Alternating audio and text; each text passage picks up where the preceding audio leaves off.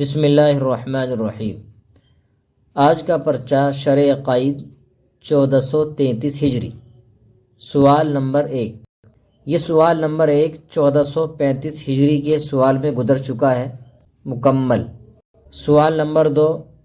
فَهُوَ بِكُلِّ شَيْءٍ عَلِيمٌ وَعَلَى كُلِّ شَيْءٍ قَدِيرٌ لا كما يزعم الفلاسفة من أنه لا يعلم الجزئيات ولا يقدر على أكثر من واحد، والدهرية أنه لا يعلم ذاته، والنظام أنه لا يقدر على خلق الجهل والقبح، والبلخي أنه لا يقدر على مثل مقدور العبد، وعامة المعتزلة أنه لا يقدر على نفس مقدور العبد۔ ترجمہ۔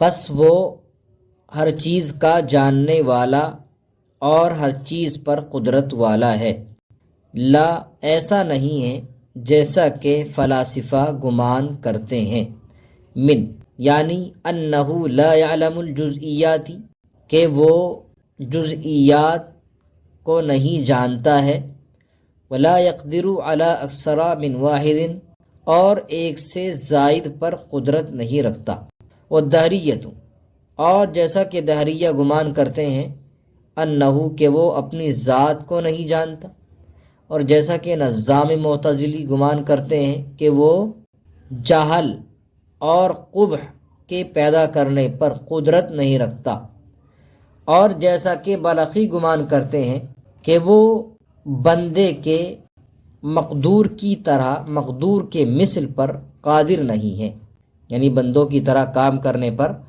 قادر نہیں ہے، اور جیسا کہ عام معتزلہ گمان کرتے ہیں کہ وہ انہو لا یقدر علی نفسی مقدور العبد کہ بعینہ ہی اس چیز پر قادر نہیں ہے جو بندے کا مقدور ہے۔ علم، صفت علم اور قدرت کی تعریف کر کے پوری عبارت کی مکمل تشریح کیجیے۔ صفت علم۔ صفت علم کی تعریف ہے صفت یتجلی بها المذکور لمن قامت ہی بھی، یعنی وہ تمام چیزیں جو اس کی قدرت سے باہر رہیں، جس کا علم مکمل حاصل ہے اور تمام چیزیں اس کے سامنے روشن ہیں، ان چیزوں کا علم حاصل ہونا یہ صفت علم کہلاتا ہے۔ اور صفت قدرت کہلاتا ہے کہ ان چیزوں کی اندر تمیز کا پیدا ہو جانا، کوئی نقض، کوئی شبہ، کوئی شک نہ رہنا، یہ قدرت ہے، یہ صفت قدرت کی تعریف ہے۔ اب اس عبارت کے اندر صفت سلبیہ میں سے آخری صفت کا بیان کیا گیا۔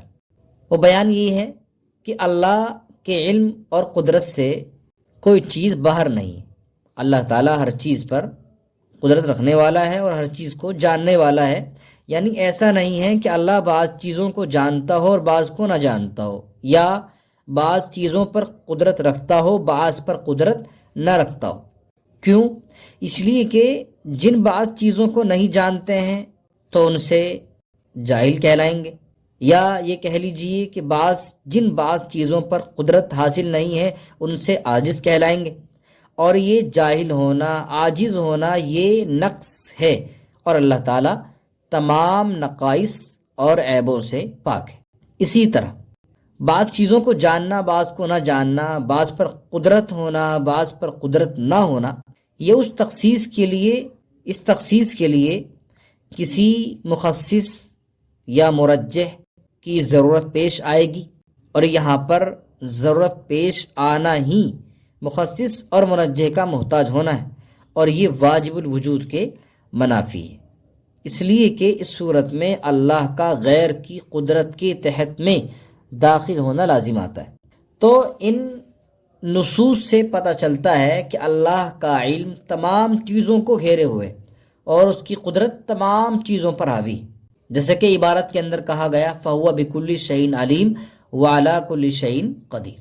لا یہاں سے الگ الگ طبقات اور الگ الگ عقیدے رکھنے والوں کا بیان ہے۔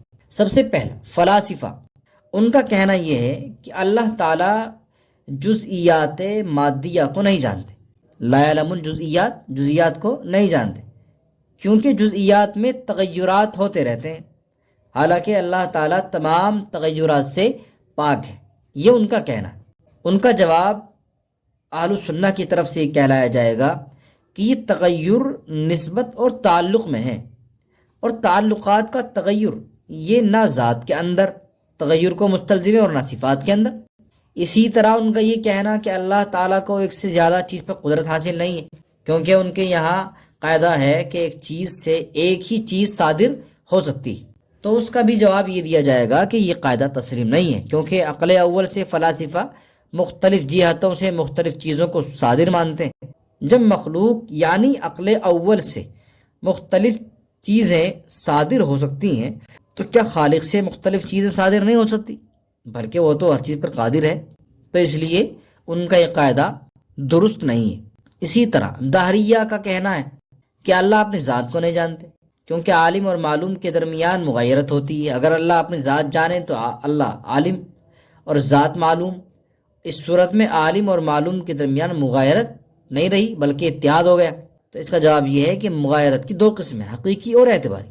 یہاں مغایرت تو ہے مگر اعتباری ہے، اور اعتباری مغایرت کافی ہوتی ہے، حقیقی مغایرت کا ہونا ضروری نہیں۔ اسی طرح نزاع معتزلی، ان کا کہنا یہ ہے کہ اللہ تعالیٰ برے افعال کا خالق نہیں۔ دلیل میں یہ دیتے ہیں کہ اگر اللہ تعالیٰ افعال قبیحہ کے خالق ہوتے تو ان کا برائی سے متصف ہونا لازم آئے گا، اور اللہ تعالیٰ برائی کے ساتھ متصف نہیں ہے۔ تو اس کا بھی جواب یہ ہے کہ اللہ تعالیٰ جس طرح افعال حسنہ اور اچھے افعال کے پیدا کرنے پر قادر ہیں، خالق ہیں، اسی طرح افعال قبیحہ کے بھی خالق ہیں۔ اور رہی یہ بات کہ اس صورت میں اللہ کا برائی سے متصف ہونا لازم آئے گا، تو برائی سے متصف ہونا تو اس کا لازم آئے گا جو کرنے والا ہوگا، خالق تھوڑی نہیں اس سے متصف ہوتا ہے کرنے والا، بلکہ برائی کا پیدا کرنے والا برائی کے ساتھ متصف ہونا لازم نہیں ہے، بلکہ اس کا کرنے والا اس کے ساتھ متصف ہونا لازم آئے گا۔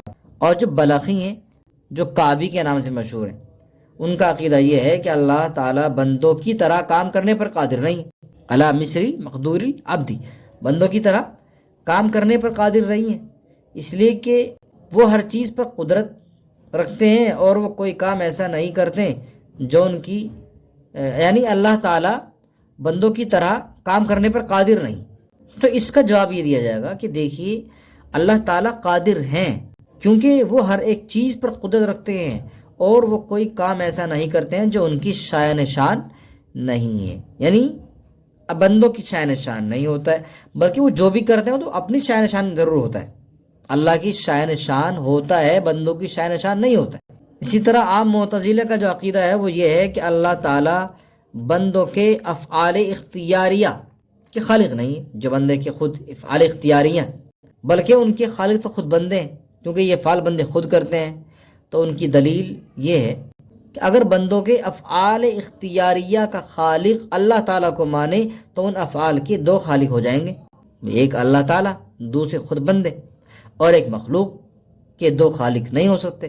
تو ان کی اس عقیدے کا جواب یہ ہے کہ اللہ تعالیٰ بندوں کے تمام افعال، یعنی چاہے وہ اختیاریہ ہوں یا غیر اختیاریہ ہوں، ان کے خالق ہیں، اور راؤن کا یہ کہنا کہ بندے اپنے افعال اختیاریہ کے خود خالق ہیں، تو اس لیے کہ وہ خود بندے اپنے افعال خود کرتے ہیں، تو اس کا جواب یہ ہے کہ بندے اپنے افعال اختیاریہ خود نہیں کرتے ہیں بلکہ اللہ تعالیٰ کی مشیت اور ارادے کے تحت کرتے ہیں، بس وہ اپنے افعال کے خود خالق نہیں ہے بلکہ اللہ رب العزت ان کا خالق ہے۔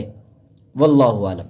سوال نمبر 3، فَإِنْ قِيلَ لِمَ لَا يَجُوزُ الْاكْتِفَاءُ بِذِي شَوْكَةٍ فِي كُلِّ نَاحِيَةٍ وَمِنْ أَيْنَ يَجِبُ نَصْبُ مَنْ لَهُ الرِّيَاسَةُ الْعَامَّةُ قُلْنَا لِأَنَّهُ يُؤَدِّي إِلَى مُنَازَعَاتٍ وَمُخَاصَمَاتٍ مُفْضِيَّةٍ إِلَى اخْتِلَالِ أَمْرِ الدِّينِ وَالدُّنْيَا كَمَا نُشَاهِدُ فِي زَمَانِنَا هَذَا۔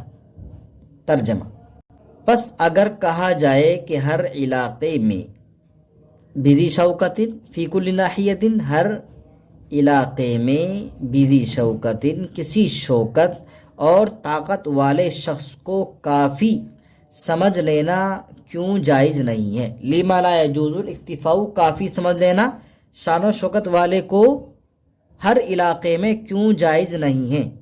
وَمِنْ أَيْنَ يَجِبُ نَصْبُ مَنْ لَهُ الرِّيَاسَةُ الْعَامَّةُ، اور ایسا شخص مقرر کرنا کہاں سے واجب ہے جس کو ریاست عامہ حاصل ہو؟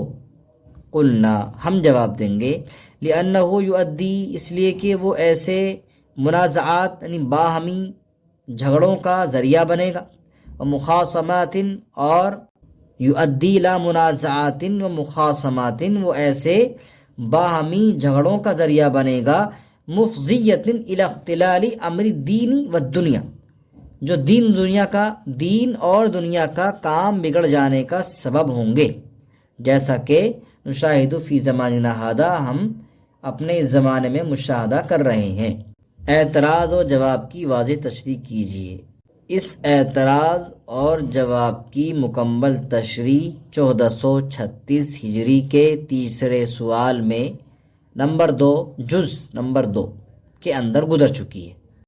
شرح نخبۃ الفکر، سوال نمبر 1، فَإِذَا جَمَعَ هَذِهِ الشُّرُوطَ الْأَرْبَعَةَ وَهِيَ عَدَدٌ كَثِيرٌ أَحَالَتِ الْعَادَةُ تَوَاطُؤَهُمْ أَوْ تَوَافُقَهُمْ عَلَى الْكَذِبِ، رَوَوْا ذَلِكَ عَنْ مِثْلِهِمْ مِنَ الْإِبْتِدَاءِ إِلَى الْإِنْتِهَاءِ، وَكَانَ مُسْتَنَدُ انتهائهم الْحِسَّةُ، وَإِنْ ضَافَ إِلَى ذَلِكَ أَنْ يَصْحَبَ خَبَرَهُمْ إِفَادَةُ الْعِلْمِ لِسَامِعِهِ فَهَذَا هُوَ الْمُتَوَاتِرُ، وَمَا تَخَلَّفَتْ إِفَادَةُ الْعِلْمِ عَنْهُ كَانَ مَشْهُورًا فَقَطْ، فَكُلُّ مُتَوَاتِرٌ مَشْهُورٌ مِنْ غَيْرِ عَكْسٍ۔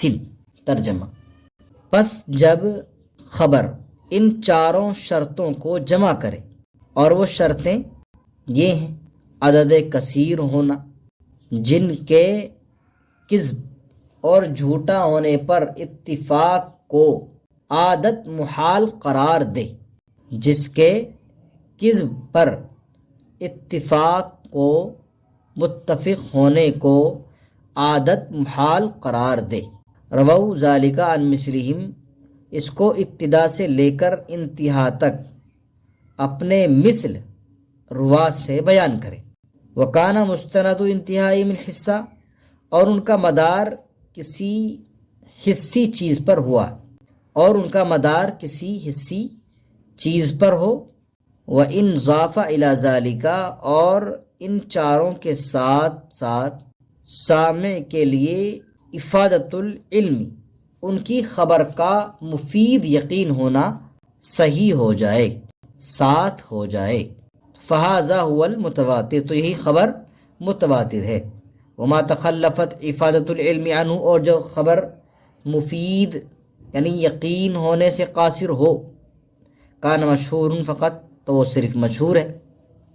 فَكُلُّ مُتَوَاتِرٌ مَشْهُورٌ مِنْ غَيْرِ عَكْسٍ، پس ہر متواتر مشہور ہے، اس کا برعکس نہیں ہے۔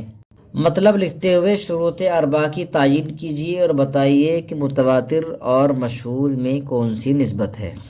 اس مقام سے مؤلف علیہ الرحمہ خبر متواتر کی شرطوں کی تفصیل بیان کر رہے ہیں۔ اس کے لیے 4 شرطیں ہیں۔ خبر متواتر کی جو شرطیں ہیں، ان شرطوں کی تفصیل میں بتاتے ہیں کہ 4 شرطیں ہیں۔ پہلی شرط ہے سند کا کثیر یعنی غیر محصور ہونا۔ دوسری، روات اس قدر اور ایسے ہونا کہ ان کے جھوٹ پر اتفاق اور بغیر ارادے جھوٹ کے صادر ہونے کو عادت محال قرار دے۔ 2 شرطیں۔ تیسری شرط یہ ہے کہ ہر طبقے میں یعنی ابتدائے، وسط اور انتہا میں، شروع میں، درمیان میں اور آخر میں یہ کثرت ہونا، کثرت کیفیت یہ باقی رہے، شروع میں بھی اور آخر میں بھی یہ باقی رہے، اور کوئی کمی اس میں نہ آئے۔ لہٰذا اگر اس میں زیادتی ہو جائے تو کوئی حرج ہی نہیں ہے، بلکہ زیادتی تو ایک عین مطلوب ہے، اچھی چیز ہے۔ چوتھی شرط یہ ہے کہ روایت جو ہوتی ہے وَكَانَ مُسْتَنَدُ انتہائم الحصہ، یہ امر محسوس ہو، یعنی ابتدائی روات کسی چیز کو دیکھنا یا سننا بیان کرے وہ خبر ایسی نہ ہو جو عقل سے ثابت ہو سکتی ہو، جیسے اللہ تعالیٰ کا وجود اور ان کی صفات قدیم ہونا وغیرہ۔ پس جب کسی خبر میں یہ 4 شرطیں جمع ہو جائیں اور ساتھ ساتھ اس خبر سے سامع کے لیے علم یقین حاصل ہو جائے تو ایسی خبر کو متواتر کہا جائے گا، اور جو خبر یقین ہونے سے اور مفید ہونے سے قاصر رہے، نہ پیدا کرے، اس سے یقین حاصل نہ ہو، تو وہ صرف مشہور ہوگی۔ تو گویا مصنف کے نزدیک متواتر کے لیے 5 شرطیں ہیں۔ متواتر اور مشہور کے درمیان نسبت۔ متواتر اور مشہور کے درمیان عموم و خصوص مطلق کی نسبت ہے۔ متواتر خاص ہے، فکلو متواتر مشہور، ٹھیک، چنانچہ ہر متواتر مشہور ہے۔ متواتر خاص ہے اور مشہور عام ہے، تو ہر متواتر مشہور ہے اور ہر مشہور متواتر نہیں، یعنی کل متواتر مشہور ولیس کل مشہور متواتر۔ سوال نمبر 2، وتتفاوت رتبه أي الصحيح بسبب تفاوت هذه الأوصاف المقتضية للتصحيح في القوة، فإنها لما كانت مفيدة لغلبة الظن الذي عليه مدار الصحة اقتضت أن يكون لها درجات بعضها فوق بعض بحسب الأمور المقوية۔ ترجمہ، اور صحیح لذاتی کے درجے مختلف ہوتے ہیں، ان اوصاف بسبب تفاوتی حاصل اوصاف، ان اوصاف کے قوت میں متفاوت مختلف ہونے سے جو تصحیح کا تقاضا کرتے ہیں، فی المقتضیتی للتصحیح، جو تصحیح کا تقاضا کرتے ہیں۔ فإنہ، کیونکہ لما، جب وہ اوصاف اس غلبہ ظن کا فائدہ دیتے ہیں جن پر علیہ مدار الصحت، جن پر صحت کا مدار ہے، اقتضت ان یکون لها درجات، تو وہ اوصاف اس بات کا بھی تقاضا کرتے ہیں کہ صحت کے مختلف درجات ہیں، امور مقویہ کے اعتبار سے بعض سے اوپر ہوں۔ صحیح لذاتی کی تعریف۔ صحیح لذاتی ہی وہ مقبول خبر واحد ہے جس کو ایسے عادل حضرات روایت کریں جن کا ضبط تام ہو، اس حدیث کی سند متصل ہو اور وہ حدیث معلل اور شاذ نہ ہو، جیسے قال البخاری حدثنا عبداللہ بن یوسف قال اخبرنا مالک عن ابن شہاب عن محمد بن جبیر بن مطعم عن ابیہ قال سمعت رسول اللہ صلی اللہ علیہ وسلم قرأ فی المغرب بالطور۔ یہ بخاری شریف کی روایت ہے، اس میں اسی طرح حدیث کو متصل سند سے بیان کیا گیا ہے۔ عبارت کا مطلب یہ ہے کہ حدیث صحیح لذاتی درجات میں یہ تمام برابر نہیں، چونکہ جن اوصاف کی وجہ سے حدیث صحیح لذاتی ہوتی ہے وہ اوصاف مختلف درجات کے ہیں، اس لیے صحیح لذاتی کے درجات بھی مختلف ہوں گے۔ وہ اوصاف جس حدیث میں جس قدر اعلیٰ ہوں گے اس حدیث کا درجہ بھی اتنا ہی بلند ہو جائے گا۔ مصنف علیہ رحمہ کے الفاظ میں اس کو یوں سمجھیے کہ حدیث کی صحت کا مدار اس پر ہے کہ جن اوصاف کی وجہ سے حدیث کی تصحیح کی جاتی ان کے متعلق ظن غالب ہو جائے کہ وہ فلاں حدیث میں پائے جا رہے ہیں اور وہ اوصاف تمام برابر درجے کے نہیں ہیں، لہٰذا اس کا تقاضا یہ ہے کہ تمام حدیث صحیح بھی برابر درجے کی نہ ہو، بلکہ جس حدیث میں جس قدر مضبوط اوصاف ہوں گے اس حدیث کا مقام بھی اسی قدر زیادہ بلند ہوگا۔